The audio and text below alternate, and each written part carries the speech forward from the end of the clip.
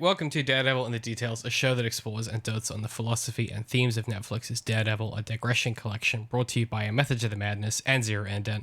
I'm author DC McNeil, and I'm joined, as always, by Patrick from A Method to the Madness for our final Defenders episode, Pat. It's over. It's Yes. finally over. So you just shotgun these. Okay.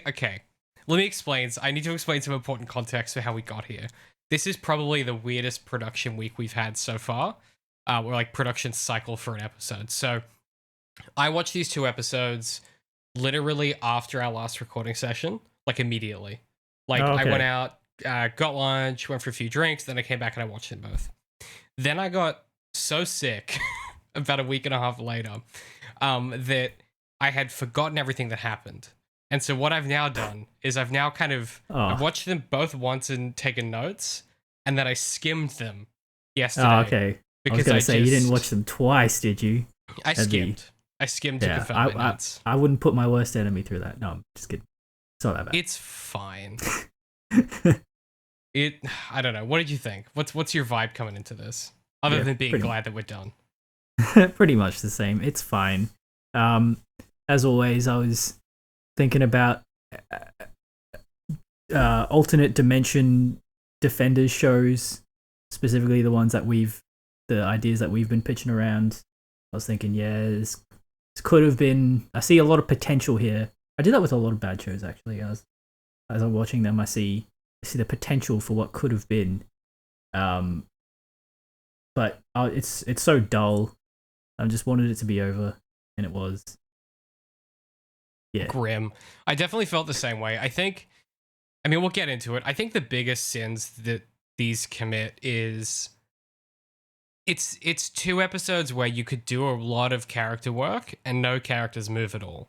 And I think that's the biggest sin of like the entire season kind of across the board, right? Is this is the moment where if you had swings to make, right? Like if you had sat down and you had planned a story and you had conceived of some swing for the fences, character maneuvers, character moments, this is where you would implement them, right? These are the two episodes, right? This is what we see. If you think about like kind of penultimate character arcs, right? That's what you see in Daredevil season 2 with Punisher's last episode, before he gets captured, where they just like they load up all the bases and they go for the home run, right? And this is that same moment, but they have no bases to load because they have no players, because they've done very little groundwork to kind of develop these characters in this story. They've got nothing to say about the themes of the story because the story ostensibly doesn't really have any. And what they end up with is the one theme they had, which was some background work happening with Alexandra. Well, she got killed at the end of the last episode. And so what they're left with is Matt and Elektra kind of as counterpositions to each other, because they are not for any particular like present ideological conflict or any particular present interpersonal conflict, just that like they have existing history, right? Everything that makes these episodes interesting is external to the show itself, is my biggest criticism. I think even before we get into it, like that was my biggest takeaway, is like this is just trading on existing groundwork. There's nothing happening in this story. Yeah, I think the show tries to filter down conflict through through like person versus institutional conflicts, and then there's like really muddy, diluted reflections of interpersonal conflict that they try to sprout from them having to fight the hand and the law, everything sort of external to themselves. But it's nothing. It's just really weak and like last minute homework kind of vibes of like, oh, we got to make them, say and do human things. You kind of described it as feeling placeholder, I think is the word you used. And I guess that's kind of where I land on it, right? Like, I guess just like writ large across this episode, it made me think like, if they are going for the institutional conflict of like the hand versus the chaste or whatever, have our heroes buy into being part of the chaste, and then have that be where the conflict is for them interpersonally. I think the challenge is like, instead of a team coming together. Sorry, instead of a group of individuals coming together as a team, like you would see in the Avengers, for example, right? Overcoming interpersonal conflicts to do that. You know, if you sit back and you kind of look at this season as a whole, what is it that the Defenders overcome in order to participate, right? For Danny, it's nothing. For Jessica, it's very little beyond she can't give a fuck. For Matt, it's getting back into the suit, right? Which we kind of get the impression he was going to do already. Like, it doesn't, like, and even for Luke, it's like, oh, I don't want to do crimes, but I'm willing to, but he gets in the mix anyway. Like, there's just no, I can't point to a theme of this show in the same way that is possible with the 2 seasons of Daredevil that we've watched, and even like singular episodes of Daredevil that we've watched that have a really compelling and complete theme. And I think I want to front load this because my concern with our discussion of these 2 episodes is I don't have much positive to say. And I guess what I want to try and pick away and try and get to as we talk through these is, like, what value can we salvage from this project? Because we have to talk about Daredevil Season 3, and then we have to talk about Your Perspective Season 4. And I think the value that we want to try and hit on here is going to be these character interactions, the potential character interactions that could happen, right? So what does a Jessica and Matt story look like? What does a Karen and Trish story look like? Trish story look like? We have all of these options that I just want to make sure that we try and find something positive here, because life is very short and we've been very critical of this show. So as much as I'm often prone in an academic sense to watch something terrible and be like, this is why it's bad, I think there are things in here which I really appreciate. That was all front loading for the fact that, boy, dem's some rough stuff out there, Pat, isn't it? I think the positive thing this show provides is abstract events in the lore.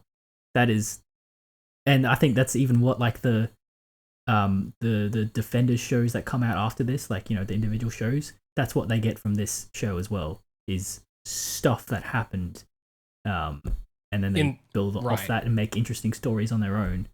But do you mean like in a similar sort of way that, like, the Avengers sort of provides an abstract framework for the start of Daredevil kind of thing, like, or is it more like directly narratively like, is it more like could you just say more on that, because I don't remember those other shows.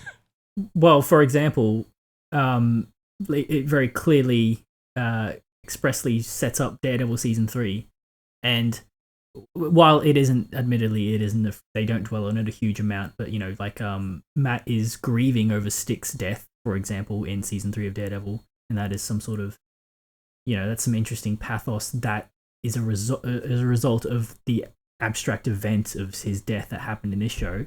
You know, it wasn't, didn't make you feel anything in this show, but but the fact that it was set up makes you feel something for when it's executed well in Season 3 of Daredevil. Gotcha. Okay, that makes sense. I guess one other thing I wanted to say then, just thinking about that, because we talked about it, I didn't really elaborate on this. I did write down an idea I had in my notes that we skipped over. So in that episode where Stick dies, sorry, the episode after, because they insist on doing this really annoying 2-episode structure where they do one story into anyway. Bugsy, it's a real Moffat maneuver, and I just it's like anyway, it doesn't matter, whatever. It's a personal gripe, but the thing that I think is really interesting is, so Stick dies, and the way that we see Matt deal with grief up till now is beating the shit out of people. Mm-hmm. I guess if I was going to rewrite this, and that's what we've been talking about a lot, is something I would try and work in here. Is Matt going too far either with one of his teammates, right? So, like, beating the, you know, in that sequence where they're in the theater, right? I know sequentially it happens before, but, you know, what if instead of, like, getting into a bit of a scrape with Danny, he knocks Danny down and then he's just doing his Daredevil, like, beating the shit out of him thing? Like, how do we generate interpersonal conflict between these characters? Because ultimately they remain too affable for it to be interesting.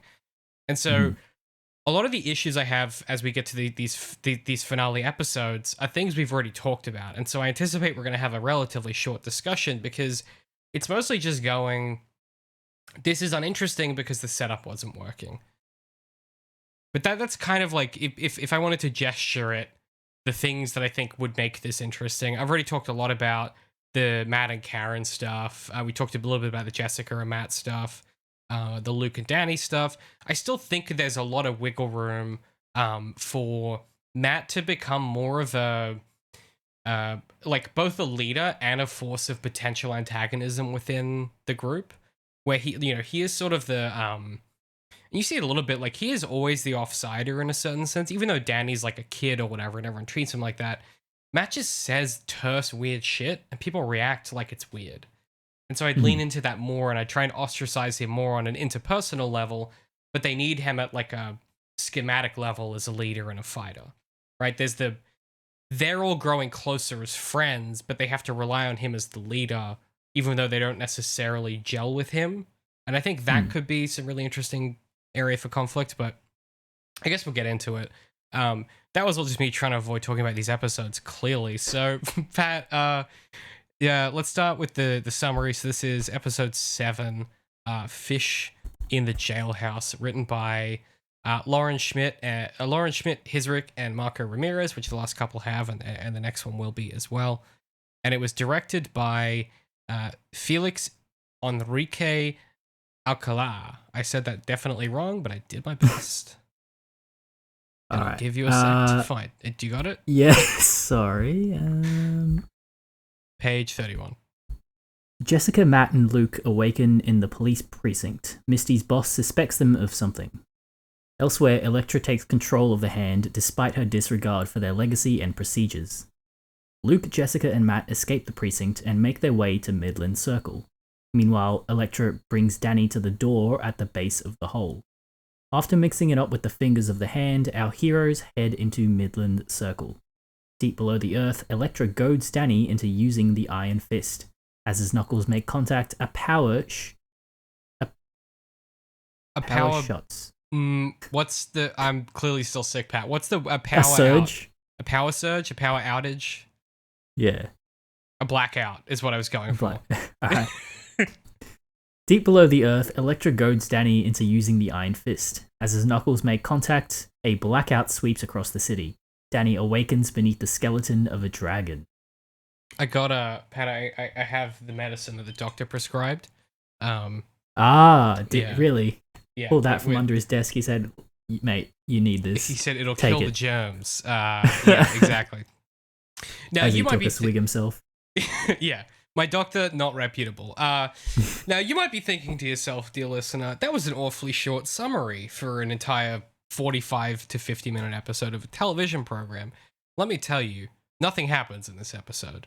This is like I mean, we get a few like interpersonal interactions at the police station, but it's just like, okay, the show is already lacking in momentum, right? The opening scene that we get is a flashback with Elektra and Stick. Mm-hmm. In a show that has no forward momentum, you open with a flashback? But it recontextualizes everything, David. It's information we know. It's information we know. She's like, Stick. It's stuff like this is the thing that drives me fucking mad. It's like, watch Daredevil before you make the scene because it's information we're aware of, right? And the information we receive here is Stick and Elektra having an exchange, and it's clearly just after Matt has left Elektra for the first time in college. And she says, hey, I couldn't get Matt to go along. I tried to tempt him. It didn't work. And Stick's like, hey, it's because you're in love with him. We already knew that. It doesn't add any new information. It has no bearing on what's about to happen. All it does is remind the audience these two have a romantic entanglement, which we've been told multiple times by the weird little lies Matt has made that have come out that have revealed they have a romantic relationship. Like, it's like our 5th reminder of this. And it's information we already knew. If I am to play devil's advocate, there is one detail that gets revealed, I suppose, is that it was Stick's plan to set up that scenario of getting Matt to kill what is his name, Roscoe Sweeney. Yeah, and that's it. So Stick is I mean, morally gray. but he sent Elektra. Like, it doesn't matter if it was his direct plan. He's Yeah, I know. responsible because he That's sent her. I know what you're saying, though. Literally all that that gets revealed. It's a bad scene that should have been cut. Then we get so there's a sequence of stuff. I'm just gonna tell you what happens because it's not worth noting. So Jessica wakes up and she's being interrogated by Misty again. Cool double beat, guys. It's like anyway. I have a big problem with the double beats. The detail how they like don't want to tell Misty anything. It's like the septuple beat. It's so tired. Just even within just this show, it's such a tired little trope they have.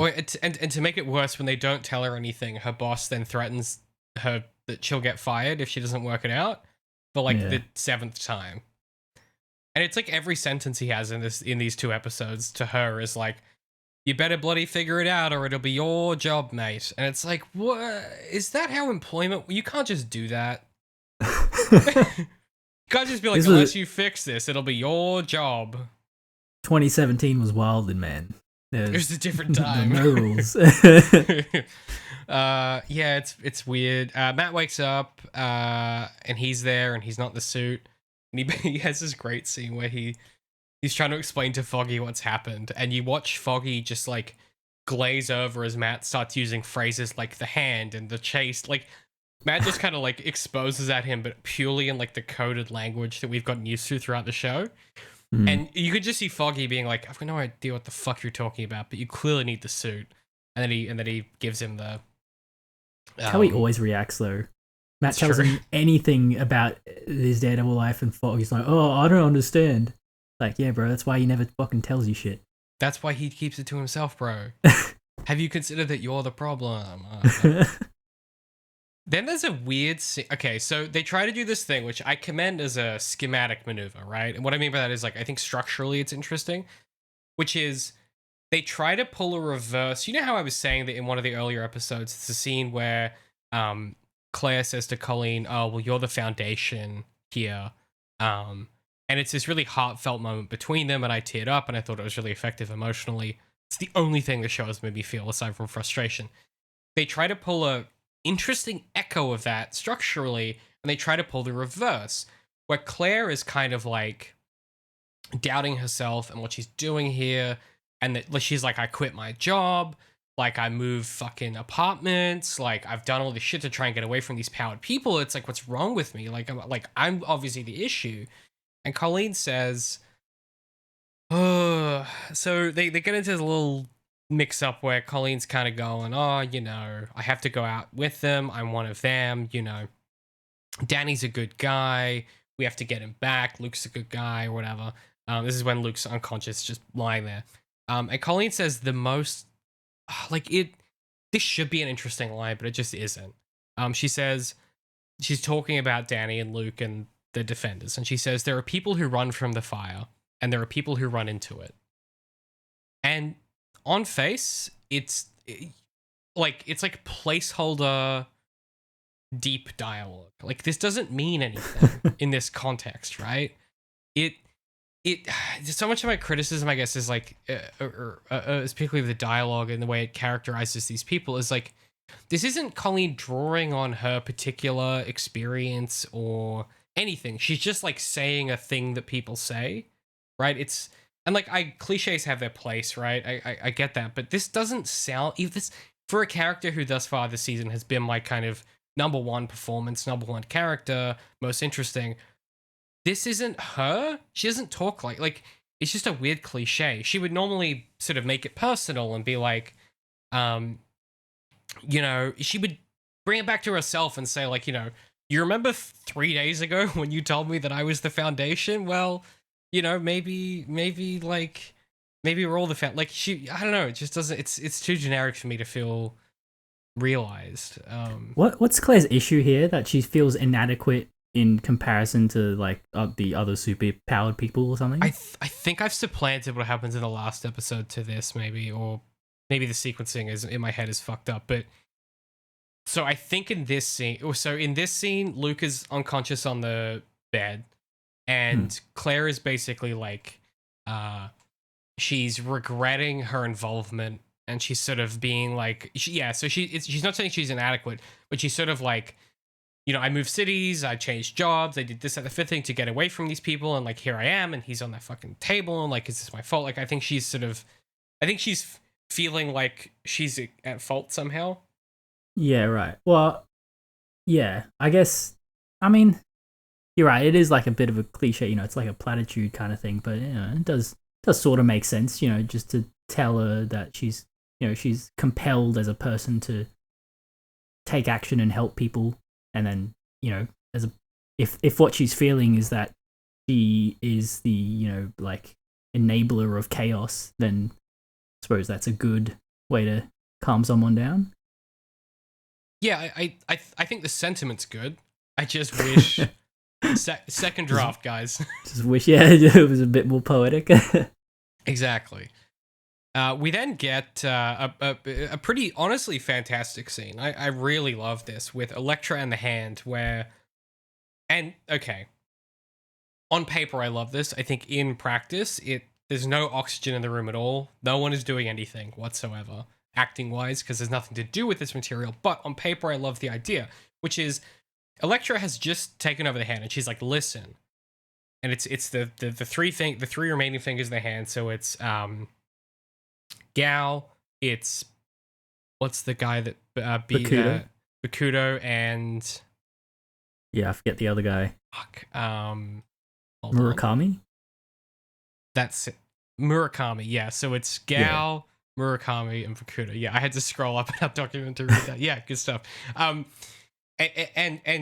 Elektra's sort of talking about what she's going to do, and they're sort of saying, hey, listen, the hand is this like ancient organization, and we do all these secretive things, and we have all these customs and procedures, and how are we going to explain Alexandra's death? And it's like, oh my god. And Elektra's like, what? I don't care. Whatever, man. Like, I don't give a shit about that. Oh, you think that's power? Pulling the strings behind the scenes, you think that's power? Fucking grow up. Like, or it's sort of that teenager version of like, when you're a teen and someone's trying to explain to you why the world works the type of way, and you're like, why don't you just say it how it is? It's kind of Elektra's little moment like that, where she's like, no, we're just gonna go and become immortal. Why are you guys fucking standing on ceremony? Why do you gotta complicate this? Complicate immortality. Just tap just the dragon tree, get the juice, get the dragon juice, and drink it. And then you're good. Hard. It's a great little dynamic, and I love the way that sort of they capitulate to her, because in the end she's like, I think they say something like, that's not how we do things. She says it is now, which again, it's like the most obvious dialogue, but I think from Elektra it works because she is a character who fundamentally, at this stage in her arc, lacks imagination. For Elektra, everything is the straightest line from A to B, and that's kind of what makes this interaction compelling for me. Is that these other characters in the room are people that have spent hundreds and hundreds and hundreds of years, crafting these big, complicated ways of interacting and interfacing and mastering reality. And someone walks in and picks up a fucking compass or a protractor and goes, thunk, thunk. Why don't we just go get it? And it's a really great avenue for conflict, I feel. I don't know if that necessarily comes to full fruition, but I really enjoyed that scene. I was fully in it, for what it's worth. Well, yeah, and she's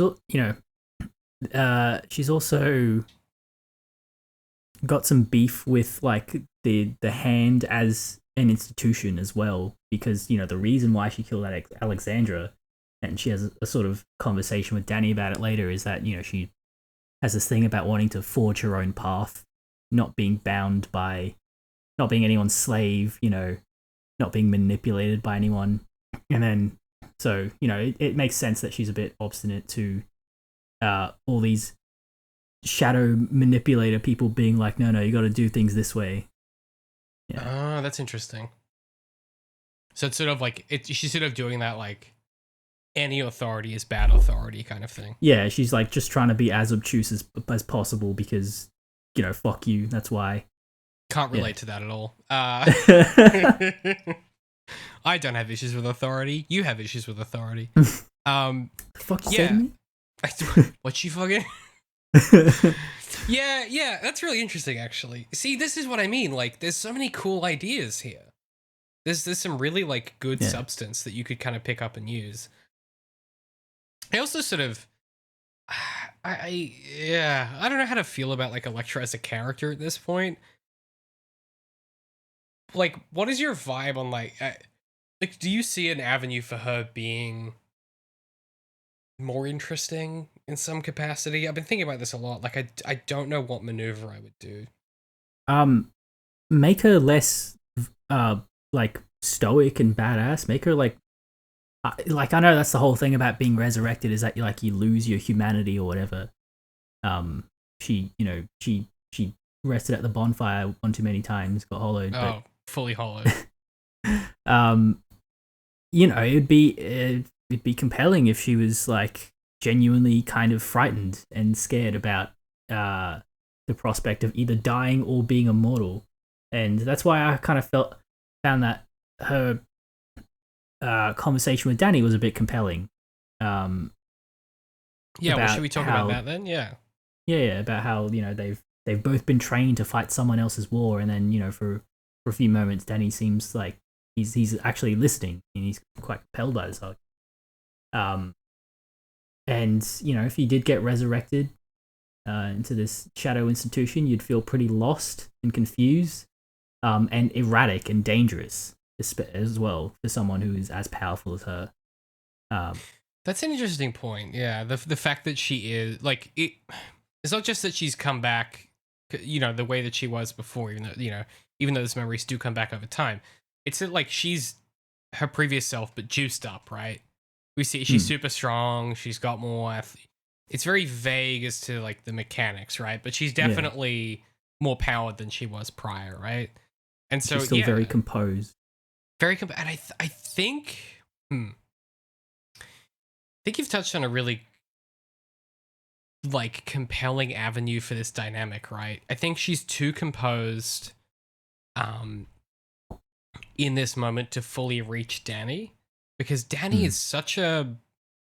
I mean, you described him well very early on, but like he's just this like pathologically positive, like loyal. It's just like he just like bulls into every situation with the same attitude. He's like, my job is this, and I'm unwavering. I'm the unwavering immortal Iron Fist, and he has no room for nuance. And I think there is actually a very potentially like kind of deep bond that they would share in this moment if they kind of finessed it right, which is, if Elektra was far less stoic, or if she dropped the stoic facade here, right? And she's like, dude, like I have all these memories and they're all mixed up, and like I love Matt, but then I'm not supposed to, and he seems to fucking hate me now. And then all I remember is loving him, but then I also remember hating him a bit, and then I remember this, and then I killed my fucking dad. Basically, I killed Stick. Like I remember that. It's like, and I did all this in service of these guys who they just told me to be loyal, and that's you're in that position too. Like, how did you overcome that? And you could even see that being the way that they come to this moment where she's able to convince him to use the fist rather than some Rocky and Bullwinkle hijinks where she gets him mad enough and then he does the one thing he shouldn't do, and she redirects it to the wall, right? Like you could see her talking him into doing it, and her saying, "Hey, listen, if you open it, you and me together, we can figure out what to do next. Because fuck those guys. Fuck Matt. Fuck Luke Cage. Fuck Jessica Jones. Fuck the Hand. You and me, we're cutting ties now. We're free agents. Whatever we find, we just you could see that character arc for her finally letting go and becoming her own self for the first time in her entire life. And that would appeal to Danny in a way, because like he is so tied himself to Kunlun and the Iron Fist, and I mean, like that's an arc for them in different ways, but they land in the same place at the right time. And it would fit a lot with Danny's arc as well, considering that he was kind of got betrayed by the other people. They they knocked him out and they tied him up.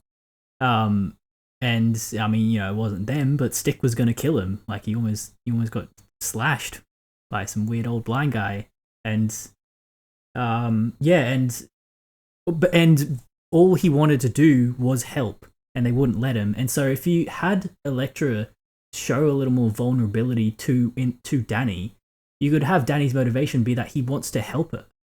He finally, he finds his place, and that is to help this woman who's like no one else can. And so that it could be like this messed up team up. It also proves Matt right in not trusting Danny, but in the fucked up kind of wrong way, where it's like it's like if you've been in a relationship where you're like, I think that person might be cheating on me, and then like you subconsciously do something where you kind of like you prove the negative to be true. You do something fucked up that then you're like, well they did, and you're like, yeah, but you didn't do the right thing either. I think that would be the really compelling kind of bind for all these characters at the end, right? Is if Danny went along willingly and Elektra was vulnerable to him, isn't that like a double betrayal for Matt? Because it's the woman that he loves, that he lost and has come back, who killed his fucking dad, right? Killed Stick, and who is now teaming up with the guy that he knew would be a problem the whole time. I mean, there's like just some really juicy character conflict there that you could then try and layer into that fight. Like, and this is what I mean when I say like these episodes are kind of boring, is like nothing changes for anybody except Matt and Elektra get buried in a building. Spoilers. Mm-hmm. You know what I mean? Like, God, that would have been so good. Could you imagine, Pat, if like they walk, they team, the episode 7 ends with them agreeing to decide what to do next, and Danny conjures the Iron Fist and takes Elektra's hand in his, and then he punches the wall, and then it pans across to the dragon cast in the glow of the yellow Iron Fist, and then Elektra says, "What next?" Credits. You'd be like, "Holy shit!" Intercut that with the other B plot, or I guess maybe Elektra and Iron Fist the B plot, but with the other plot of have Jessica, Luke, and Matt spend the majority of the episode in the police precinct, sort of under, they're being detained. There needs to be more at stake in this situation. There needs to be more peril, and I think it has them being detained by the police has the potential to be like this cataclysmic event for their personal lives, especially for Matt and Luke. That they sort of flirt with the idea that like, Misty, if not like other police may have figured out that Matt is Daredevil. Luke, as he keeps saying, he can't afford to, get mixed up with the wrong side of the law again. This could like, you should build the episode, to and keep adding like more and more dire possible scenarios of what the institution of the law is going to do to these characters, and then at the end make it so that they have no choice but to actually break out, not to necessarily save the city, which they are going to do anyway, but just because like they have no choice, like they're gonna, their whole lives are going to get destroyed. And I think all the constituent parts are there, right? You have, I think you used Trish as a jumping off point, right? She tried to report on the earthquakes, the seismic activity, and tried to be honest about it, got cut off. I think that's your entry point, right? Her and Karen get together and they're like, hey, something's up. We're two journalists, we're here, we're doing it. And then as that happens, the sergeant's phone ringing, Misty's phone's ringing, like, you apply the pressure from the interpersonal relationships. You use Malcolm's drug history. You start to complicate things. You hint at Karen's past, right? Like, there are so many levers you could pull here that would be like, if y'all don't cooperate with us, we're gonna dredge up every fucking interpersonal thing that we've let slide about all of your loved ones until we get to the goddamn truth. And instead, it just amounts to a bunch of empty threats about, like, we think you've done something, but we don't know what, and you got to tell us the truth. And they just play that beat 3 times in a row with Misty and her supervisor. It happens at the police precinct when everyone first wakes up. It happens again when Matt convinces them to let them have time alone. It happens again at the parking garage in Midland Circle. And it's like,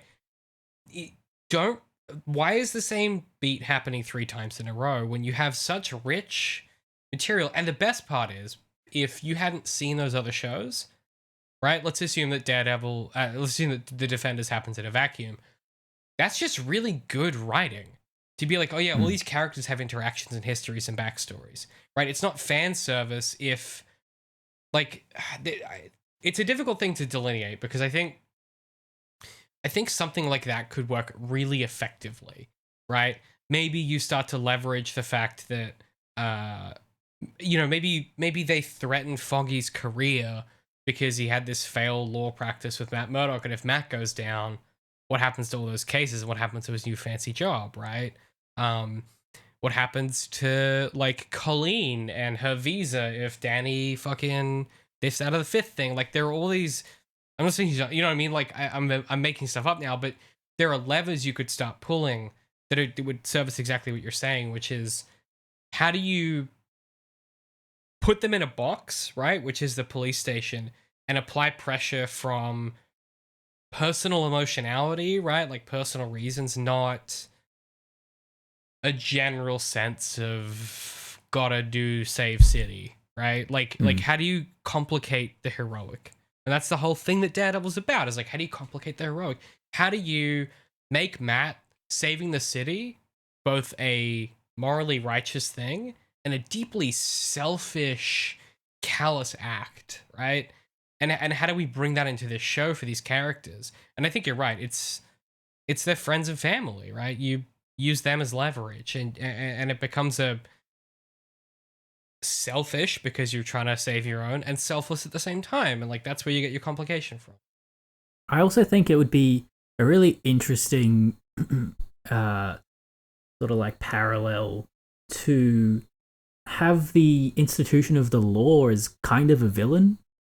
In parallel to the Hand, who are actual villains, but they are, there is just as much weighty consequence to either institution, to wreck their lives, or have the potential to wreck their lives. Yeah. I mean, Daredevil season 3, I assume, gets into that from vague recollection. I mean, this was like before everyone realized that police might be bad, so I think like it's a tricky thing to try and like conceptualize what that would look like, other than there's bad on both sides, right? Like that's how this would have happened at the time. I think if we were to write it now, we would have some pretty interesting's the wrong word. I think there are a lot of angles you could take with that would be incredibly effective, especially when it comes to like individual action. If we abstract the term vigilante into like collective action, right? There's some really interesting avenues that you could pursue there that would genuinely be valid, right? That like even a cop like Misty would be like, well, obviously that's a better option. But again, I mean, the show's not interested in that, and it doesn't have to be. But you're right. I think, I don't know, like we get into this position where we've kind of jumped all around because it's a really tricky episode to talk about, because again, nothing happens. But so the gang escapes the police precinct, right? So our main guys get out. You get a couple little sequences. Misty pulls Luke aside. Matt has a little one-on-one with Foggy. Matt and Karen have a very quick exchange where she realizes he's putting the suit back on, etc., etc. And then they don't have any money, so they get on the subway, and Jessica swipes a homeless D-house person's beer, which is very funny. Really good characterization. If I was writing this, I probably would have had her swig too, but they're like swipe too, but that's just me. or swipe like take like 3 and then pocket 2 of them. I would have done something else with it. It's fun anyway. Yeah, and then we get the defenders versus the 3 fingers of the hand. Do you have anything before that, or should we talk about the hardest to follow action sequence on TV? Yeah, I know, right?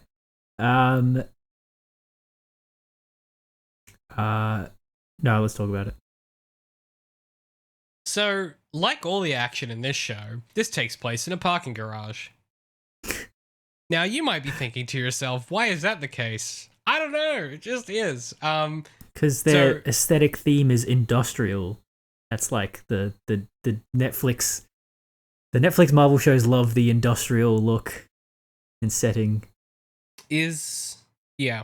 Well, yeah. But then it's like, but everything looks the same. Yeah, I know. You should tell them that. Oh, I did. I sent a lengthy email, don't worry. Look, this is a bad fight sequence. Obviously, the Daredevil stunt performer still outshines everybody else because they've done 2 seasons of television already. I've been struggling to articulate why this is so confusing, and I think the biggest issue is it's gray, black, and dark, and the outcome of each hero's actions and the outcome of each villain's actions are more or less the same, so it's almost always unclear what's happening at any given time. What I mean by that is Daredevil and Danny, their 2 outcomes are they do a bunch of punches and they kick someone away, or they do a bunch of punches and they get kicked away. Everybody else, except for Bakudo, the outcome of their exchange with someone is throwing someone across the screen in some way through some mechanism. Whether it's you throw a pillar at them, whether it's you throw a car at them, whether it's you threw them themselves. But they're like, Gal does it with her big force push thing, which only gets goofier the longer the show goes on. And it's also that like every anything you can distinguish about the setting is concrete. The block of concrete little bricks, it's a concrete pillar, it's a car next to, in the concrete garage. Like it's, yeah, I guess it does have a lot to do with color. I mean, that was our big criticism. So I rewatched our Arthritis episode that came out when this came out, right? When the original show came out. I watched that earlier today for context, and it was weird. I gotta be honest, it was weird to re-listen to that. But it's funny, like a lot of my criticism at the time, it was pretty similar. And like I think a big thing is differentiation visually. So you have 4 Defenders characters fighting 3 hand characters, right? And for the most part of the fight, it's Jessica and Luke v. Gao and Murakami. And then it's Daredevil v. everybody except Gao, basically. That's kind of the mix-up, right? I think the unforced error here is you have an office building through the next door. Why not separate your characters and have them visually be in distinct places? They've done it before. They could do it again. Yeah, it's a good question. For a show that starts so solidly coloring things differently, right? Show me a sequence where it's lit purple and yellow, and it's Jessica and Luke v. Gao, right? Show me a scene where it's Daredevil v. everyone else, and it's lit red. Show me a scene where it's, yellow. And you can do it subtly. It doesn't have to be obvious, but I just think from a clarity perspective, I watched this whole scene. I've now seen it 3 times, right? Because I watched it the first time before I got sick, scanned it again, and watched it again after listening to my original Arthritis episode. And like, there's no other way to describe it than it feels like they went, shit, we have to have the Defenders fight the 3 fingers. I guess have them do a punch up. Like there's no, because like, Gal should want to destroy Daredevil. She should have a vendetta out for him. That should be a personal motivation for her. She's been around for like 500 years and she's never come across someone that's interrupted her so much. Right? Why isn't she just beelining for him? Why isn't Bakudo trying to axe Danny immediately because Bakudo knows that Danny is, with Colleen? Like, there are all of these interpersonal motivations that are just never ever done it. Like, it's just a generic, weird, muddy fight scene. There's nothing happening here. And yeah, I mean, you're if you're gonna go full in with Gao having force powers, you could just like have her like cave the ceiling down, and that would split the setting into two. Good point. And you could have, if you're destroying the surroundings, you could have, as Daredevil often does, the emergency lights come on that make the colors diegetic in the scene. Maybe the moonlight from the other side making it blue or something. Yeah, that's a good one. Yeah. Yeah. Good options. A lot of headlights creative... from a car could make it yellow. It's a parking garage. You planned it. You spent, if you thought about it once, 2 hours on pre-production on this scene, you could have organized some things. That's a bit harsh. They probably. I know. I said this before. Like, I think the issue is the expectation to do this rather like. Okay, a big thing I learned when I was sort of working through my first book, the first Main Art Trick book, is particularly in prose, there are two types of like fights you can write. There are fights that are clear, and there are fights that are long. And what I mean by that is like, if it's two people fighting, you can have a really simple, short fight that conveys rich emotionality. Or you can have a long fight that's kind of confusing that is trying to do something else, right? The fighting is tertiary to what's going on. That's different than like a battle. I did air quotes for the listener. Different than a battle, where a battle is sort of these troops move there and it's all strategy and it's like you got to imagine you're in a tactics game, right? Like, but fight choreography in prose at least is what's the emotional thing happening, and it should happen in 2 or 3 exchanges in order to convey what's happening. If it's trying to do something else, maybe they're sparring or parrying or whatever, and like it's all about the dialogue that's happening. But the challenge a show like this has is they've burdened themselves with the responsibility of looking and kind of feeling like Daredevil.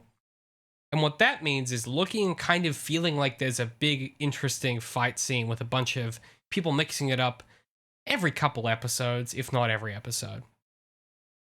And if you don't, like, this fight sequence would have been infinitely better if each of the mix-ups, so like let's say like you have maybe so it's 4v3, so let's say maybe you have like 10 mix-ups in total, 10 combinations of people to attack each other. If each of those was 3 or 4 maneuvers, and then the scene was over. But it's 10 or 20 little moments and cuts and sequences for each of the mix-ups, and it, like it's both too short and too long. Like it doesn't find like if it was way shorter, it'd be way better. If it was way longer, it'd be way better. But it's neither, so it ends up kind of just feeling like nothing. Yeah, it's the reality of TV production, I think. As you were describing your process for one-on-one fight scenes in prose, it reminded me a lot of at the end of the first Dune book, where Paul, it's not at the end actually, but when Paul fights Jamis. And there's a lot of inner monologue during that scene about the main conflict there is that Paul's never killed anyone before. Mm-hmm. And so he's trying to get Jamis, but he's a much better fighter than Jamis, and he's trying to get him to submit, but that's not how the duel works. And to your point as well, like they portray that beautifully in the movie as well by Denis.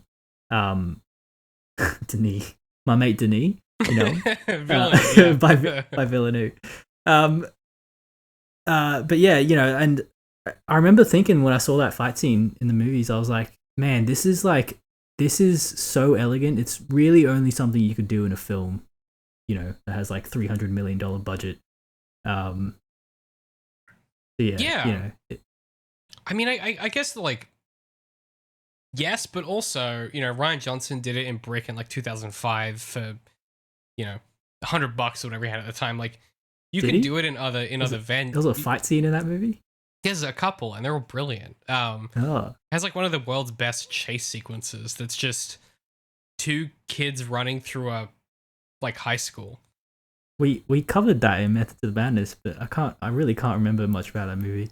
Yeah. Pat, that's my entire podcast history. Is people being like, "Did you see this film?" And I'm like, "Never in my life." And they're like, "Here's 3 hours of you talking about it."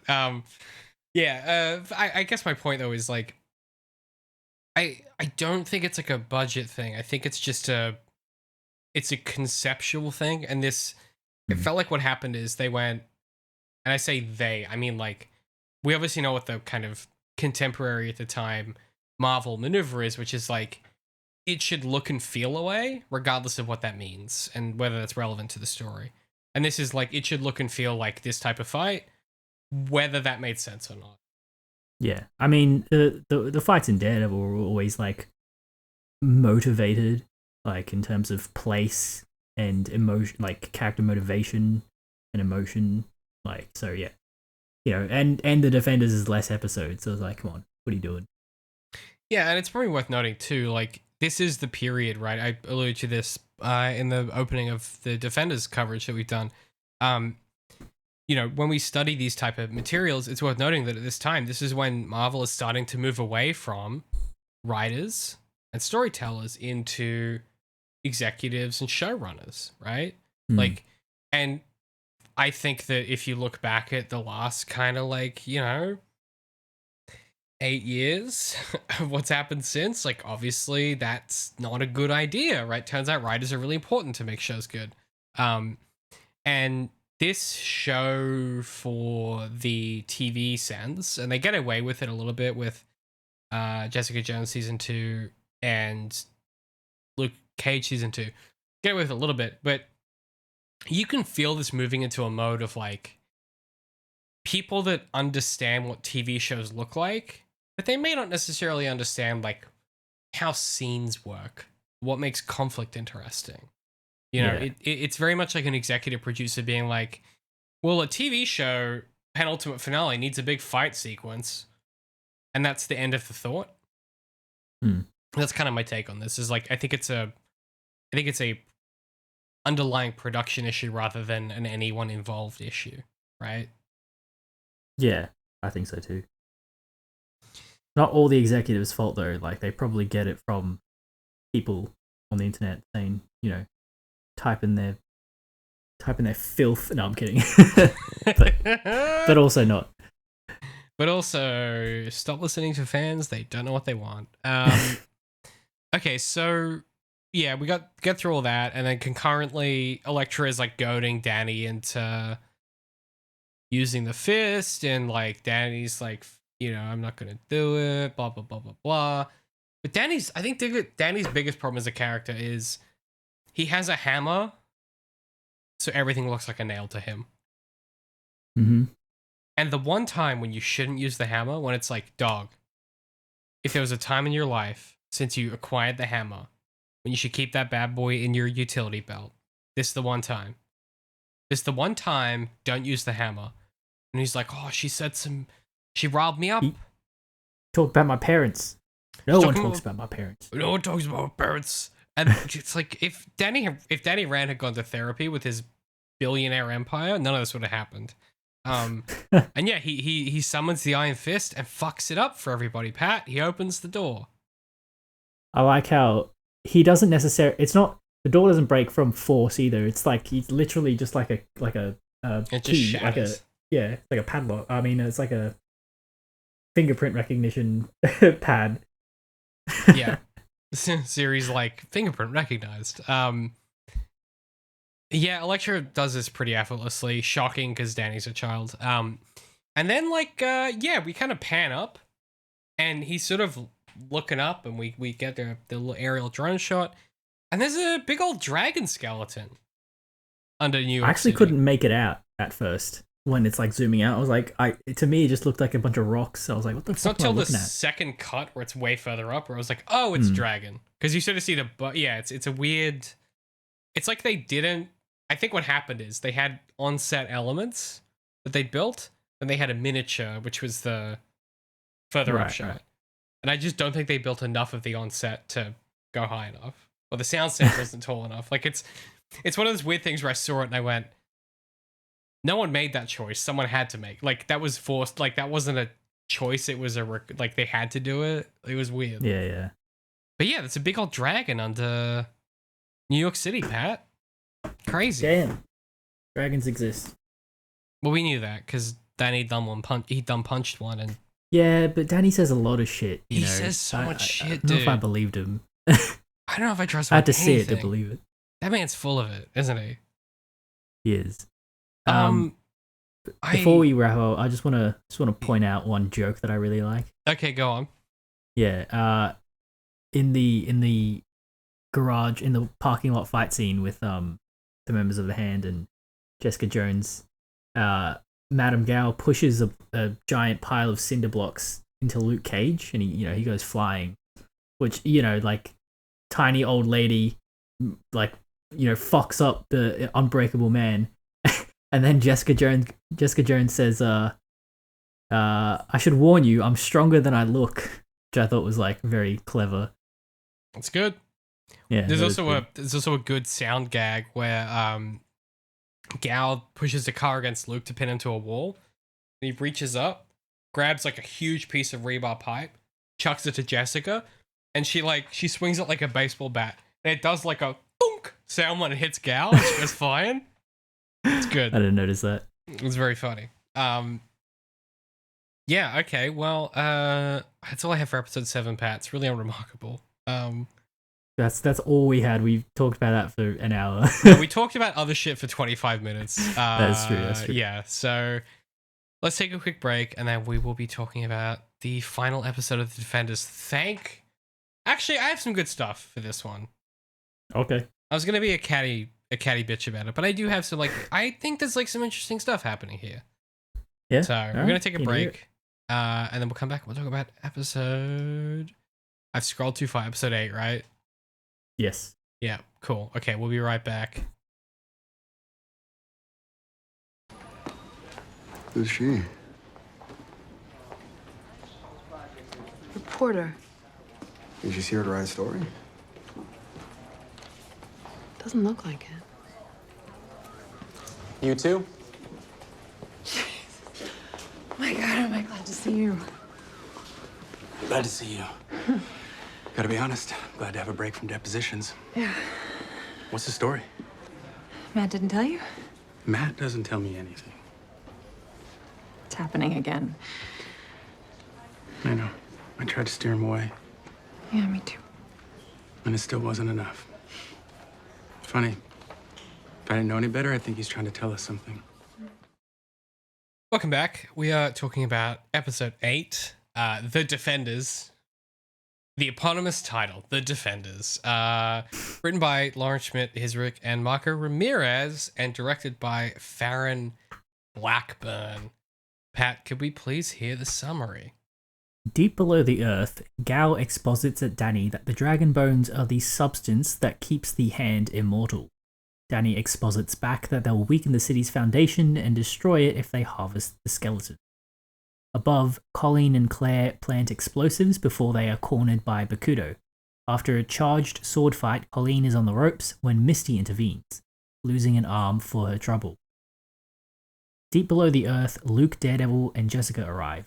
They square off against the Hand in a dark, confusing fight sequence. Daredevil stays behind to buy them time. Luke, Danny, and Jessica flee as the building erupts.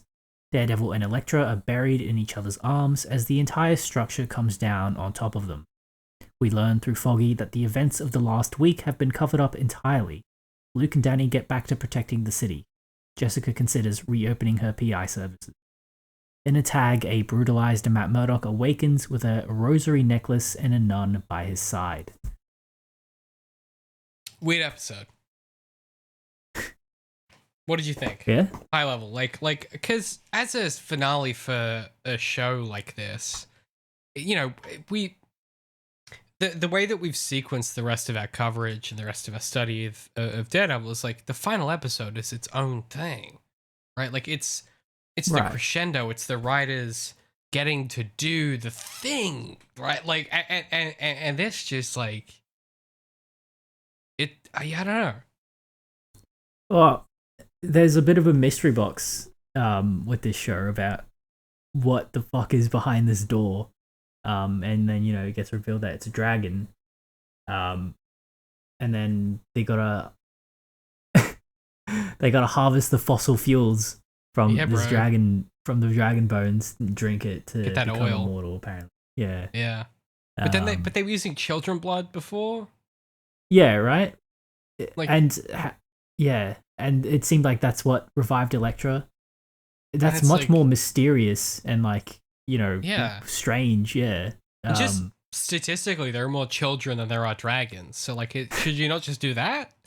Not that I'm not listen, I'm not saying I don't want to be politically misconstrued. I think it's bad to use the blood of children to become immortal. I just think pragmatically makes more sense. But dragons are an endangered species, So ethically, that's not so clear cut, I reckon. Yeah, and if you go to the fucking supermarket, children are everywhere.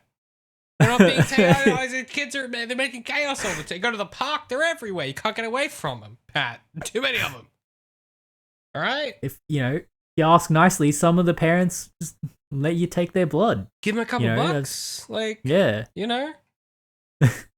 Look, it's I don't know. So I just reread the summary.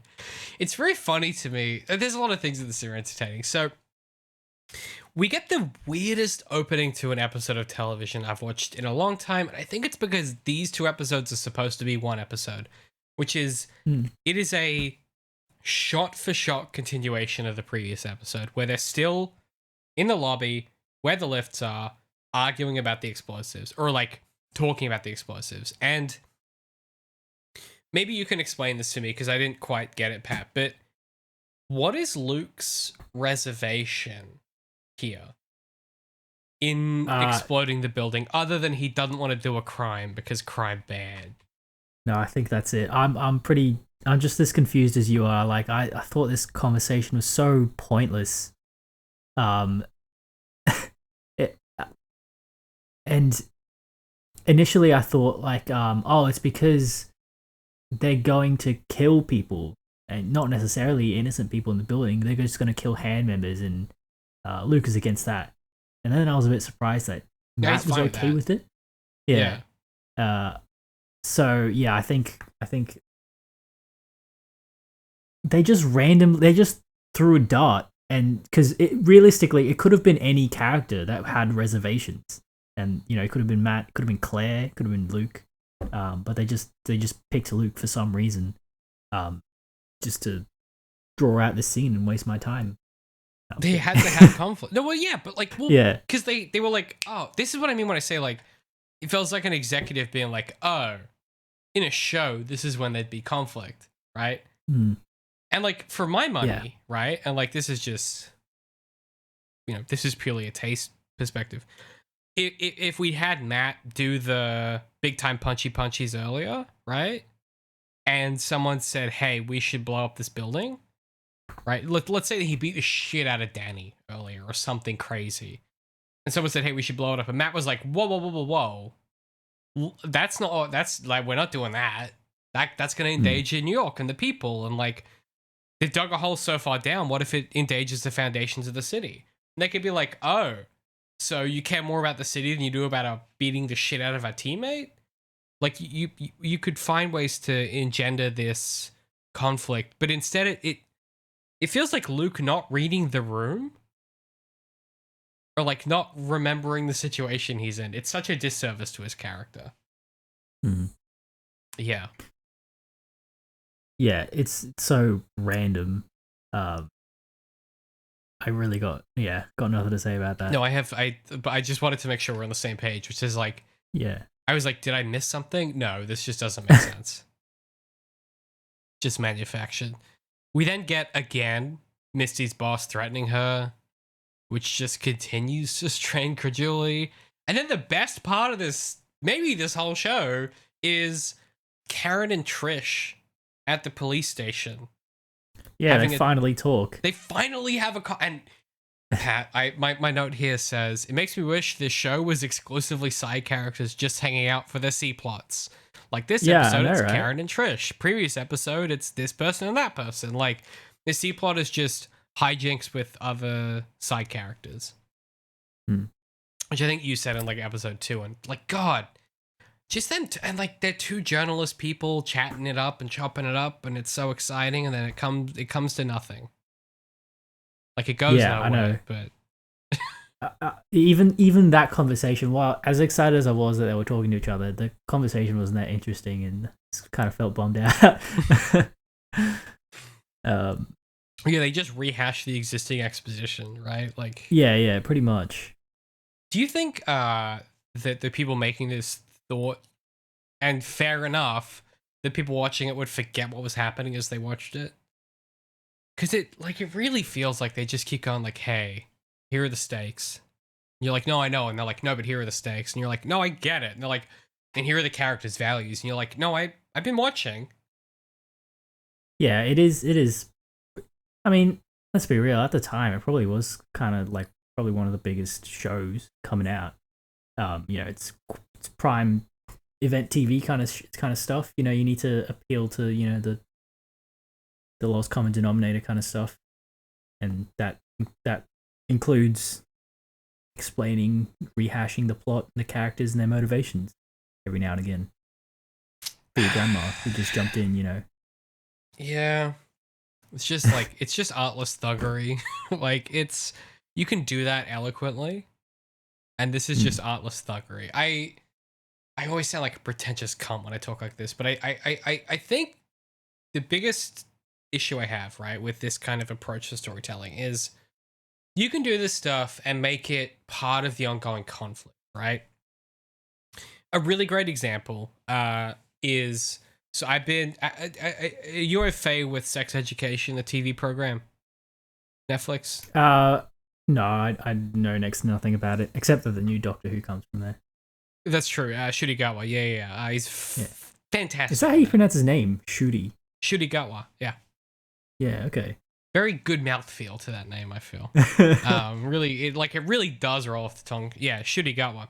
But so, yeah, he is going to be new Doctor Who. But so, a complaint that I anticipated with the newest season, so they did 3 seasons with the original showrunners, and then given it's Netflix, they were like, better fire them and bring in new people, so we have to pay less, royalties across the length of the show.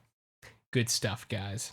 Yeah, it's no wonder there's been tons of strikes happening. Anyway, so a big concern I had is I was like, hey, they're probably going to rehash some old, what they're going to do is they're going to, have these characters get to a place at the end of a particular season where they're going to be kind of fully formed and ready to face the next kind of challenges. And instead of doing that, they're going to like find ways to reinvent the old challenges so they don't have to write new stuff. And to the point where they reshot a flashback trauma sequence for a character, just different content. Like it's like still the same character, still his mom with trauma, but it's like a different incident. And then they played it off as if it was like a new trauma or like a different thing that he was going through.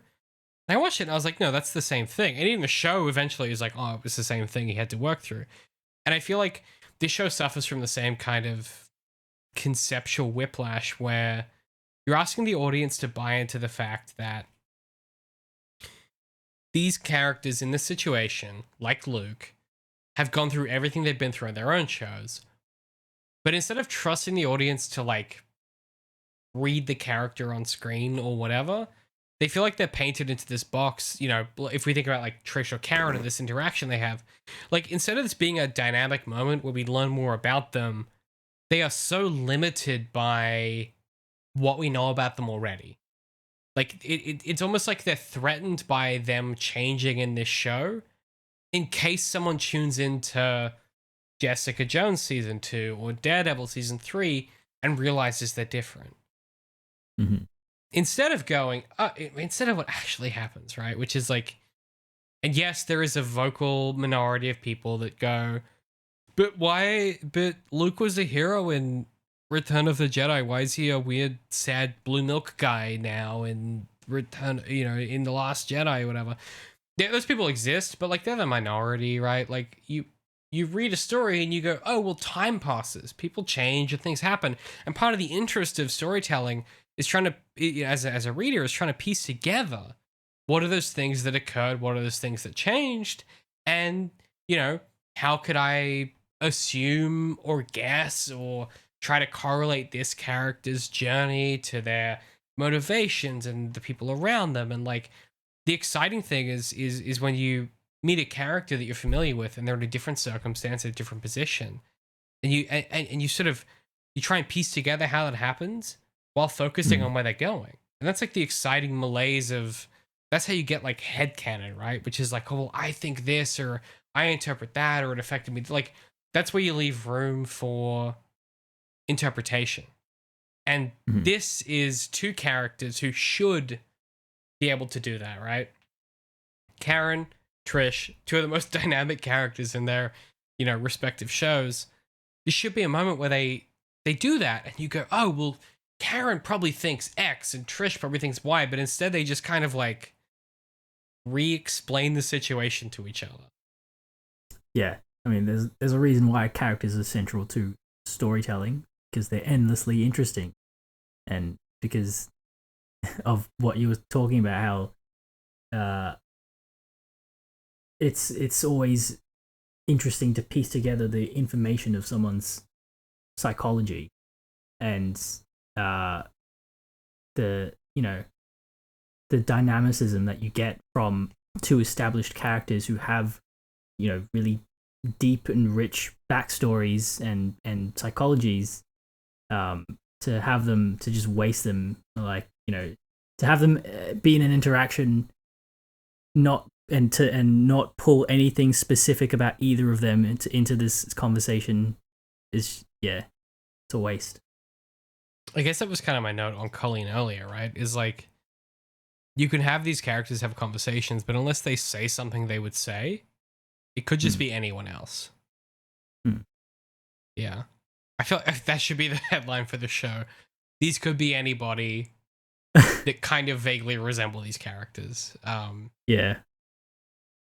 It's just frustrating, like, because immediately afterwards we get a scene which is fucking awesome where, our guys, they're about to go down the lift into the dragon's den, right? They're about to go down the lift into the heart of the beast, and Matt says, it's so good. So he's dressed in the DareDevil outfit, and he says, for what it's worth, I'm glad you're here. And Jessica and Luke just clown on him. They're like, Luke's like, I'm not gonna fucking hug you, man. Like, it's a great moment. Yeah. What? But it does kind of seem in character for them. At first I was like, oh, it's a bit silly, but like, as I thought about it, I was like, yeah, you know what? I feel like it's probably because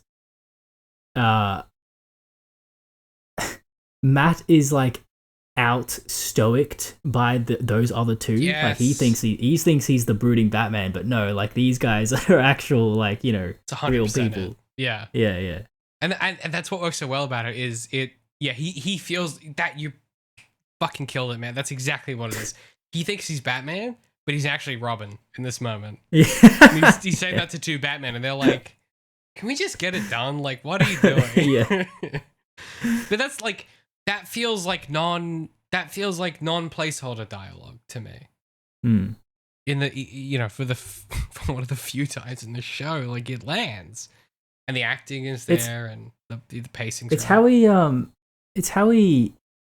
sort of like rizzes up women as well. Is like this very awkward earnestness. Like, it works when he's got the mask off and he's talking to the real estate lady, but he tries the same thing with, like, these grizzled superheroes. They're like, what the hell? Yeah. You can imagine my dream scenario, which is like him and Spider-Man, hanging out.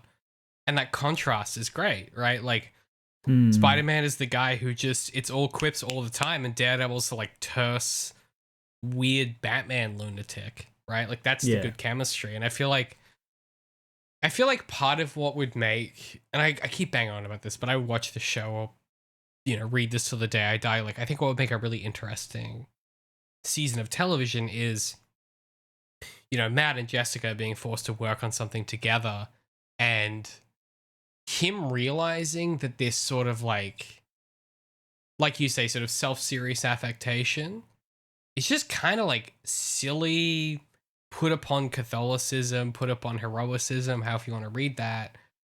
And like, there are people just like going through it, right? Like he's a guy, like his biggest challenge is he's really good at punching people and he wants to do it too much. And maybe he wants to kill a guy because that guy deserves it. And it's like, Jessica's fighting the bottle every day. Like, your shit is nothing. Like, Trish is fucking trying to overcome the fact that like her entire life is controlled by, her mother because she was a child star and she has no sense of self or identity. Like, Luke is a cop who failed in every conceivable sense and turned to crime and ended up with fucked up suit. Like, all of these people have, like, their, Batman-esque terseness or whatever is earned. And Matt, for him, it's like a dramatic kind of, not affectation, but it's sort of like it's a dramatic avenue to express himself. And they are just direct melodramatic. people. It's melodramatic. And they're just like, no, dog. Like, let's go fuck up the bad guys already. Yeah. It's great. I agree. Yeah. That's why he has so much potential with Jessica Jones. There's so...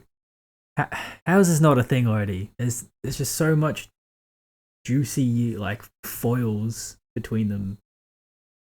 I'm sure that we will see that in your season, Pat. Yeah. Damn right. Okay. So we'll talk about that at the end. But okay, so the next thing I have is Gao is kind of expositing at Danny. I have nothing important to say here. She kind of goes like, you're a kid and you don't know your family and you're always looking for your family, and then the lift comes down and she's like, I think you found your family. Like, it's a very linear piece of dialogue. It's very weird.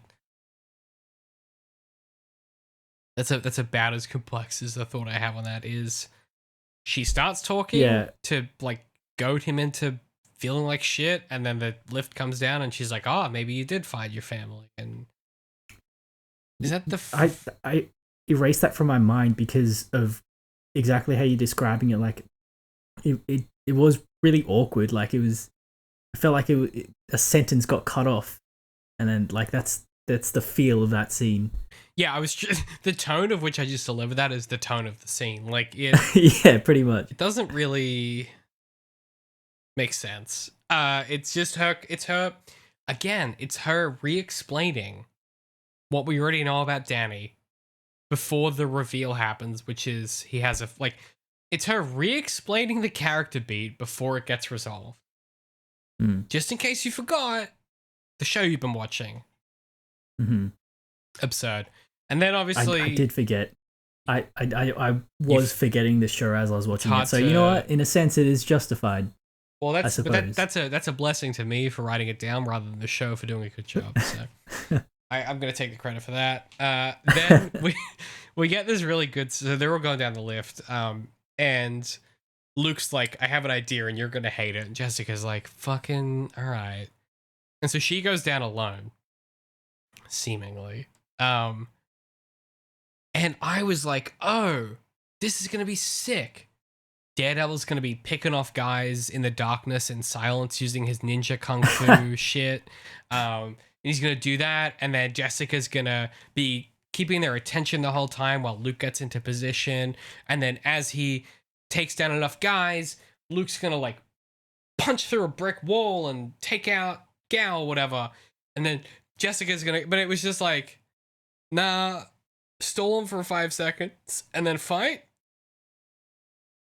It's like the same outcome would have happened if they all just stayed in the elevator and all walked out at the same time. Why you have a cast of powered characters and all they do is punch and throw people? Yeah. Daredevil's a ninja. Like, have him do sneaky I thought the same thing. I was like, oh, they're both on the roof of the elevator. You know, they're gonna, I don't know, tunnel in through like the rock or something. Like Luke's just gonna like physically tunnel in, or he's gonna throw Daredevil like to the back or something like that. Yeah. Throw Jessica. Just anything.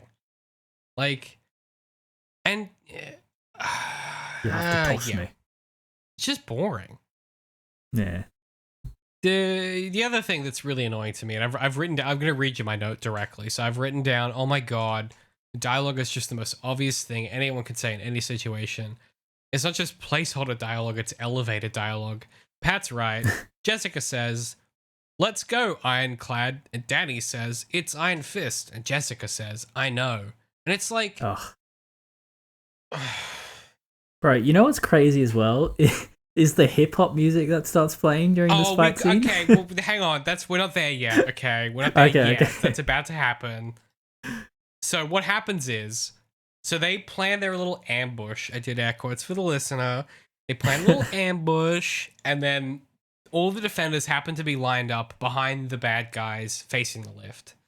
And Danny summons the Iron Fist. So I think it's DareDevil that's like, hey, it's time, bro. Like, charge that shit up, get it done. Mm-hmm. And he charges it up. And everyone lets him do it until the last second when Madame Gal tries to intervene, and then he does the, you know, her force push powers meet his Iron Fist, and it knocks everyone away. And when that happens, Wu-Tang kicks in, and for like a minute and a half, it's a fun fight sequence just because the music is great. Hmm. You know, but it's fun. I think it creates like a structural issue though, which is, I mean, yeah, it's completely out of place totally. it's like 25. It's about like 5 scenes too early in the show, right? Mm-hmm. It happens in the middle of the episode before the good guys have the upper hand. I think what happened is again, this is like, but it just feels like someone watched Iron Fist and went, oh, they do a lot of hip hop in that. We should do a fight scene with hip hop. Hmm. But it doesn't like, but the way it resolves is like the good guys get beat.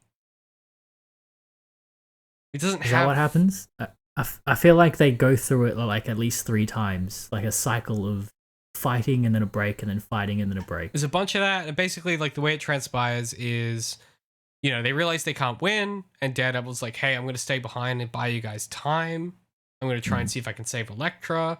And then he whispers to Danny, and then they go up in the lift. And then as they go up in the lift gets cut. And as the lift gets cut, we go back to underground, and it's Daredevil and Elektra mixing it up. So like the reason you don't remember what happens is because there's nothing to remember. Like they get in a big brawl. The good guys get the upper hand.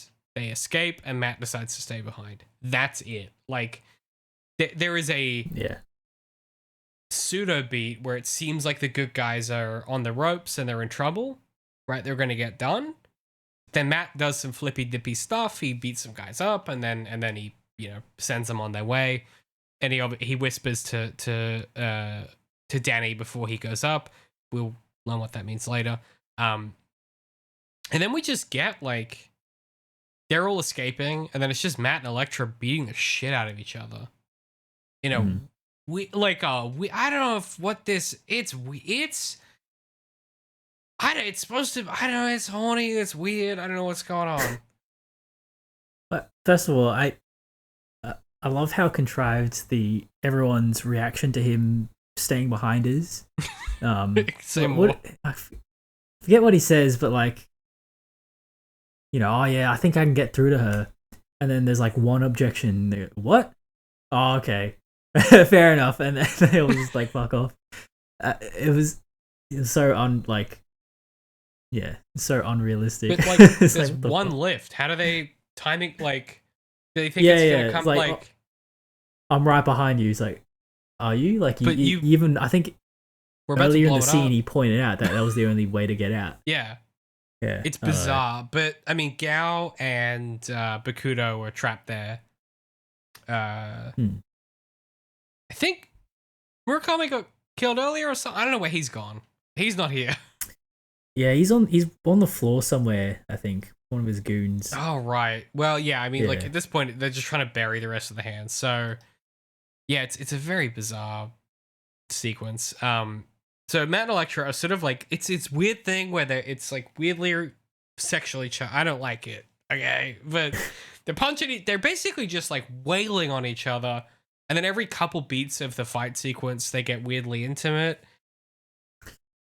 Yeah, I think it's because they watched Daredevil season 2 and it's like, oh, it's the boxing ring scene. It's just like that.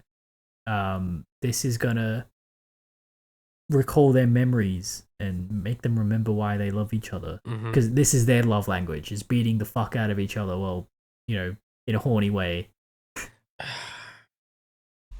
When you say it out loud like that, it's really unfortunate, because that's exactly what it is. Cool. It's fine. I'm fine with that. I'm not mad about that at all. Look, everyone else gets out of Midland Circle, and it blows up. They get buried, and Danny reveals to everybody that Matt's last words were "protect my city." And then we get kind of a sequence of codas. So we get Luke and Jessica reconciling. We get like kind of Foggy saying, it's all gone away. It's all been wiped off the official records. We get Danny and Colleen sort of back at it with the city. And it's just sort of like, it's sort of wrapped up, but no one really changes or learns anything, or, you know what I mean? Like, like everyone kind of ends up where they were, more or less, except that Danny and Colleen are back in New York, which was always going to happen because they only left temporarily. It's honestly quite impressive how precisely they go back to the status quo. Like it is, yeah. They go to the lengths of Foggy explaining the legal processes of how that happened, which it's crazy stuff. I just think it's like okay. I have a real distaste for character sacrifice and then having a tag that reveals that it was not a sacrifice. I think I was just burned by Sherlock, BBC Sherlock. Shocker to everybody, I know. Go read the book. I was burned by the fact that, like, he sacrificed, and then, like, they couldn't risk you not tuning in next season, so they have to show he's alive. I would have loved to exist in a world where for a year of human time, I thought Matt Murdock was dead, and season 3 of DareDevil was coming out. Because I would have been like, what is the season? What's gonna happen? Yeah. But it's like, no, they have to show that he's alive. Sorry, just off topic, but the thing with Sherlock, was that when he fell off the roof? Yeah, the Reichenbach Falls, which is the end of season 2. Yeah. It's funny, I've never seen any Sherlock. I just read your book, so everything I know about Sherlock is filtered through that lens. Yeah. No, it's the thing that all the fan theories start to speculate about, that the show makes fun of the show. Which is like a super cool normal thing to do. But didn't the fans like guess exactly correct, like how he survived that? I tend to I don't know. I tend to skew on like the Dan Harmon side of that, which is like maybe they did, or maybe Stephen Moffat read that and went, yeah, let's do that. Yeah. That's a good idea. He's like, oh shit, that's better than what I was gonna do. Because the Harmon's thing is, he's like, all these fans, they keep all these Rick and Morty theories, and eventually he's like, yeah, I just like collectively as a consciousness, they're gonna have better ideas than we will. So we're gonna take him, put him in the writer's room, and they won't pass muster, but like they're interesting to think about. That's interesting. Yeah. Well, because like it makes sense, right? Like a 10 million people speculating on Reddit, or whatever the numbers are, like small or large. It's like, just processing wise, if you imagine people as like creative CPUs, they're going to have a bunch of ideas you couldn't hire a team for. And that's kind of what like writing teams are really important for, is like being able to assess the merit of an idea within a particular story or particular framework. And I think, the Defenders as an example is there isn't that it doesn't seem like there's a framework for that. No one's sitting down and going like, what makes this work? What makes it interesting? It just feels like, what are the vaguest gestures towards shapes of a story that someone would pitch us? Yeah, it doesn't feel like there's any investment in the actual characters of the world. No reason why. Yeah, it's just for money, like Mr. Crab. Yeah, I mean, that's good. You know, it's in some ways it feels like just replicating a template. I'm beating a ancient drum here, but like, you know, the end of the first Avengers film, you know, Tony Stark realizes that there's no other option, and he takes the nuke up into the portal, you know, assuming that he's gonna die. And then he happens to survive. And this show ends with Daredevil staying behind in order to keep the hand and the fingers where they are, intending to die, and then he doesn't.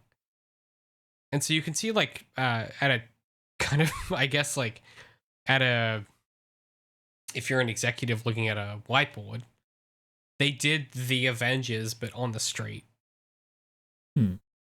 Yeah. Which I shouldn't have to be the first person to say this out loud, and I haven't been the first person even on our show, but like, that's not a good way to write stories, I don't think. That is a terrible way to write stories. Of like, Yeah. Taking, yeah, just like events. People are very focused on events in the stories that we like, that we talk about. It's kind of in a lot of circles, it's the most important thing. You know, lore and timelines and stuff like that. It's so, yeah. I mean, yeah, I talk about, you know, this a lot with Darth and Ryan stuff, and I think it's as an audience, as a natural instinct, right? You want to get closer to the material of the thing you're interested in. I think the peril you run into as a storyteller and as a creative and as someone who's in these positions to make these decisions and tell these stories is like, the truth is, like, stories don't exist to fill in blanks in a timeline or replicate another story. Like, stories exist because good stories are stories that I'll use some I words, you know, I sentences now. Stories I like have like a singular vision or a particularly interesting vision that excites the people making them, whether it's one person or 10 or 20 or 500, whatever it is, right? Like, you know, Disco Elysium I love, despite what all has happened with the studio since then. You know, the original Fallouts, you know, there are ways that you can have, you know, the Batman, you can have 500 people working on something, but it can feel directed and singular and passionate. And that's because someone went, hey, I think this type of story needs to be told, and I feel passionate about it, right? There's a dude who in 2017 he released an app called iTrumpet, and it was an app where you could play virtual trumpet and learn the trumpet on your iPhone. And Donald Trump sued him, or Donald Trump's people sued him, and this dude represented himself and won, right? And when you look at everything that happened, like, the reason he made it is like because he grew up, you know, Miles Davis was one of his heroes, and like he grew up playing, you know, the trumpet or the trombone, and like he loved the instrument, and he's made so many apps since in a similar vein for similar instruments he cares about. And the reason it was successful is like because like it was something he gave a shit about. Like, he was passionate about it. He looked at it and he went, this is something I need to do with my life. This fulfills me and happens to also make me money. And I feel like when we talk, it's such a tricky kind of knife's edge to walk, because you can make good stuff that you aren't necessarily dying to write home about. I get that. Everyone has to like cash in a check. But I think with something like The Defenders, right, in this context of what does it mean to produce an event, like you said, right? Like what does it mean to produce something compelling? I think this is closer to the second Avengers film than the first, right? Where they said, hey, Joss, do it again. Not because Joss wanted to, but because they were like, hey, you did it well the first time. And you can feel the difference, which is like the first Avengers has this kind of like something to it. There's something to it that's happening that isn't there in the second one. And equally in the Defenders, like there's something that isn't happening here. And it's art isn't so linear that you can you don't cinema sins. You can't be like, well, there are 27 and 1 logical fallacies in the second Avengers, but there are 180 in the first. Like there's no metric necessarily. Yeah. Yes to all. It lacks drive. It lacks passion. It lacks happiness. It's like the people working on this, like, not everyone, but like, it's full of obligation, and cold logical reasoning behind like the art in this. That's a good way of putting it. Yeah. No one's shooting a 7-minute sequence of Daredevil and the Punisher having an emotional conversation at a graveyard. It is like, in a different show, dead air. In Daredevil, you're transfixed. Can't look away. Yeah. There's no drive to add anything, add to the pantheon of humanity. That's a pretty bold sort of thing to aim for, I suppose. It's artless thuggery. Like it just it simply is like artless thuggery. It simply is like I don't. It's more lobby content than art. Fuck man. Not to slag on content. Grim. I love content. That's grim. Yeah, it is though. It is. I mean, yeah, my last decade of work would suggest that I think content is like a fucking cancer to society. But yes, I agree. Look, I think there's a few things. I guess I want to kind of summarize some of the things we've talked about throughout the season of this show. And then I guess I want to hear from you around... So we're talking about season 3 next time, and I have done the breakdown of episodes, but very quickly, I wanted to like zip through our thoughts on the season that I've summarized, and then I want to hear about how you anticipate us structuring our coverage of your prospective season 4. Asterisk. Okay. Not just a sizzle, but also I'm interested. Okay, so a couple of things that we've highlighted that I want to kind of cover here, right? Which is that none of these characters really change or have an arc, except for Elektra, which is that she goes back to being how she was before she died, which is not interesting. Like, it's like, what if we made her a blank slate and then she was how she was before? Is that anything? She's a blank slate, but she was... Yeah, pretty much. Like, she goes back to the character she was before she died, basically. Yeah, but... yeah, pretty much. It's as if she just... The only difference is that she doesn't have, very outwardly expressed feelings for Matt. Yeah, but otherwise she's pretty much the exact same. Yeah. Yeah. I mean, I already said this, but like the one moment where I felt something was like that initial Colleen Claire moment that really made me teary. We've already talked about the fight choreo that just doesn't do anything. And they just don't make use of the fact that they have a team of superheroes that have different powers. They just don't do anything with that. Which is the whole reason Avengers is interesting in some ways, aside from the character stuff. Just visually, it's dynamic at all times. We just don't see any of that. Yeah. I always think about that. It lacks a lot of creativity in the superhero department, sure. Like that sequence, Pat, in the forest where Captain America and Thor square off. And there's it's like a dark, and the lightning comes down, and then it's just a really, and then Iron Man's there, and it's absorbing it. It's a really exciting sequence, and it's just like none of that interest is here, right? It's just it's sort of paint by numbers, I guess, as you kind of already alluded to.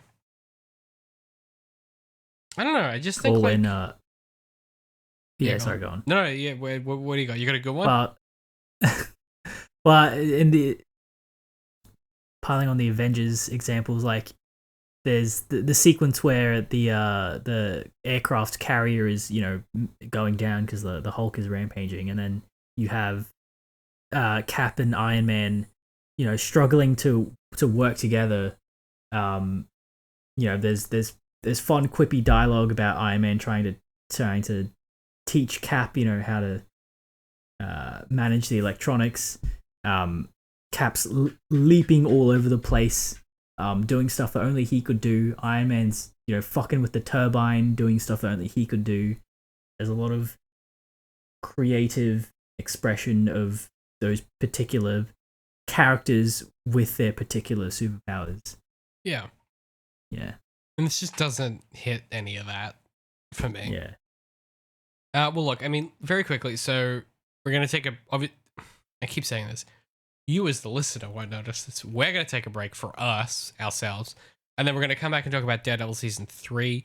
We're gonna be talking about episodes 27 and 28 of Daredevil, which is episode 1 and 2. So we're covering 1 and 2. Pat, before we wrap up though, because we haven't talked about this on mic, so once we finish Daredevil season 3, we're gonna cover your perspective season 4. And it seems like Daredevil Born Again, which was obviously a transparent attempt not to pay residuals for the rest of the cast and the crew and the writers, may not happen because Marvel have realized that you actually need to have writers do stuff. So that might be a ways away. So we might be in a position where we do your perspective season 4, She-Hulk, maybe something else, maybe not. We'll see where we're at. But it seems like the perspective season 4 is going to kind of be our crescendo. So I wanted to know. Yeah, I appreciate it. Yeah. I got my Daredevil in the Devil's t-shirt recently. Yeah, it's good. It's pretty sick. I'm wearing my book 2 t-shirt from Mandatory Book 2. My Master Us score. You gotta, if you don't learn this knowledge, you'll be burned by the fire. It's good stuff. We got all kinds of shit at Underig. Yeah, we get the merch is popping off, Pat. We got 10 shirts now. It's crazy. Damn. Yeah. But hey, if people wanted to find you on the internet, Pat, where could they find you? Where you at? People can find me at YouTube, Spotify, SoundCloud, iTunes, and Stitcher. We have a website, amttm.com. You can find all our socials from there. We do movies. I think the last one we did was The Green Knight. That was a good episode, actually. Apart from that, we do a lot of Breaking Bad and Better Call Saul content. So if you like those shows, give us a listen. And if you like this, you're gonna love it. Assuming that the actors' strike ends in the 8 months between now and when this comes out, we will have probably done some kind of Matrix coverage. True. Yeah. We've been talking about that for a long time. I've written up. I've so many notes already. It's just the actors are still on strike, so it's like I can't get engaged. But at some point, that'll come out. Go check it out. If you like this, you'll definitely love it. You can find That's everything. That's going to be an event. It's the going to be. Defenders is going to wish that it's our Matrix series. Joss Whedon is going to be sitting there and thinking to himself, I wish I was part of AMTTN covering the Matrix quadrilogy? Quadrilogy, yeah. Quadrilogy? The trilogy plus that one they did when they didn't want to. It's going to be really fun. I did pitch a much longer concept, which was 7 films that are about reality, but it would suck. It's a lot. It's a lot. You need to scale back your projects, bro. I can't do it. I'm incapable. You're too ambitious. But I pull them all off, Pat. All right, that's my secret sauce. Look, you can find everything we do at ZeroIndent.com. That's where you're gonna find links to all of our shows, podcasts, articles, everything that we publish under Zero Indent. You can find all of our merch, books, and everything else you're gonna want to have in your home at underink.press. It's the best way to support us is to buy some stuff you care about. We are in the process of opening up submissions to unsolicited manuscripts. So if you're a young creative person who has an idea for a book, whether it's science fiction, whether it's academia, whether it's a personal manuscript, whatever it is, we want to publish it. Go to underink.press, go buy something, go submit something. We'd love to see it. from you. We appreciate the heck out of it. And wherever you just get this, go support Pat, go support me. We spend a lot of time and energy putting into these projects because we think that studying this kind of stuff, generates interesting ideas, generates interesting conversations. And we appreciate the heck out of you giving us the opportunity to do it. And we can't do that without our Patreons over at patreon.com/ZeroIndent. They're funding every single dime, every single cent goes back into making this happen. Thank you so much for watching or listening. We will catch you next time. We will be covering DareDevil Season 3, Episodes 1 and 2. I'm so psyched, Pat. I'm so keen to not watch The Defenders anymore. Oh, it's going to be so good. Oh, boy. That'll do it for us. We'll catch you guys next time. Thanks so much. Pat, take us out with your famous catchphrase. Fuck you. You always do this. I've got nothing. Grass tastes bad. That's one of that was good. That was good. Yeah. All right, we'll see you guys next time. Bye.